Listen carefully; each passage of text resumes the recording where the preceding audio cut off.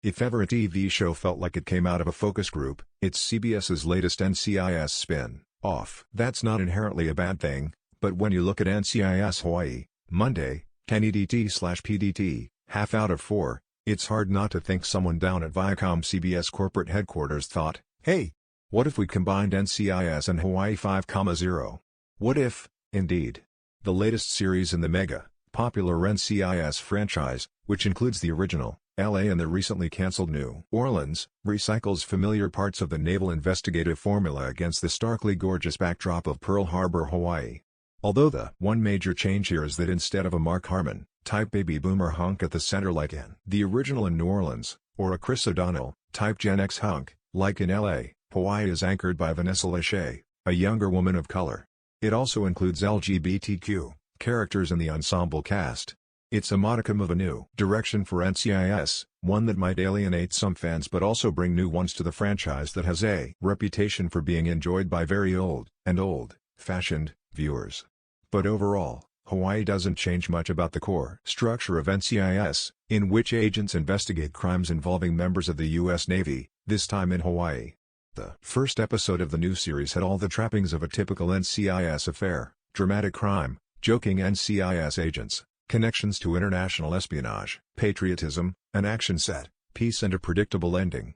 More, 2021 TV premiere dates, from Young Sheldon to You and Dancing with the Stars as an extension of the popular procedural, Hawaii is a perfectly serviceable series. Lachey plays the leader of our new group, Special Agent in Charge Jane Tennant, a soccer mom and a Duff, as Nails agent. Her team include newbie Kai, Alex Tarrant, a native Hawaiian who reluctantly returned home because of his father's health.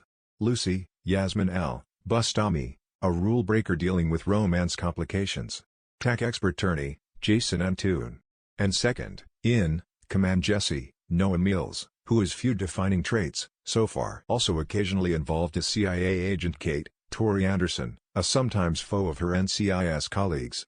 The first episode finds the team investigating a suspicious crash of a Navy pilot flying a top-secret jet. The Navy believes it's just an accident, but Jane and her team suspect foul play. It's all very standard, and all very entertaining in the same way the easy mysteries of the other series are. What sets Hawaii apart is its setting and its cast.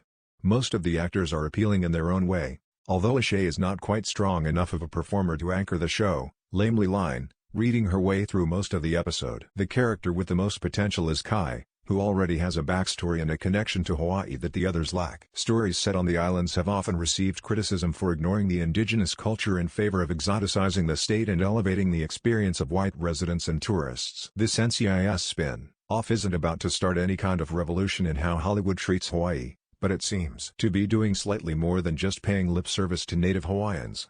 It seems like Hawaii is trying to hit a sweet spot between the old and new, leaning about 85% towards the old. It might work for CBS, commercially. Creatively the series has potential but all the same tired pitfalls its predecessors did. There is very little surprise to the series. For some that's a feature, not a bug. But after so many years one can only wonder, how many times can we see the same story over again? How many locales can NCIS find a team of agents? As broadcast TV faces increasing competition from streamers and the industry continues to change, we might find that even NCIS has a shelf life. More, the 10 best new TV shows to watch this fall. From Wheel of Time to Muhammad Ali.